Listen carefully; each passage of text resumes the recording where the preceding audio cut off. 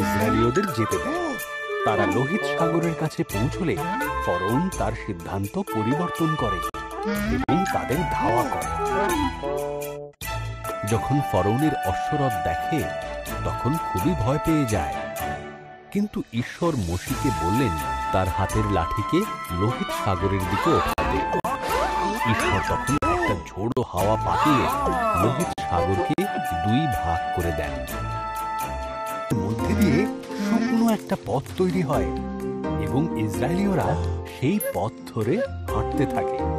তাদের দুই ধারে সাগরের জল প্রাচীরের মতো দাঁড়িয়ে পড়ে।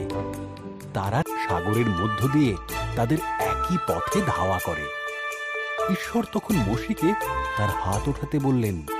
তখন সাগরের জল পুনরায় নিজের স্থানে ফিরে আসে, আর ফরৌন এবং তার সৈন্যরা সাগরের তলায় তলিয়ে যায়।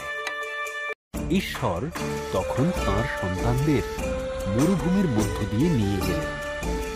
তিনি তাদের খাবার দিলেন এবং জল দিলেন। তারা সিনয় পর্বতের কাছে তাঁবু গড়ল, যেখানে ঈশ্বর মোশিকে বলেছিলেন পর্বতের উপরে তাঁর সাথে দেখা করতে। আগুন আর ধোঁয়ার মধ্য দিয়ে মোশে পর্বতের চূড়ায় পৌঁছল এবং ঈশ্বর তার সাথে দেখা করতে নিচে নেমে এলেন। তখন ঈশ্বর মোশিকে দুটি পাথরের ওপর খোদাই করা 10টি আজ্ঞা দিলেন। কোন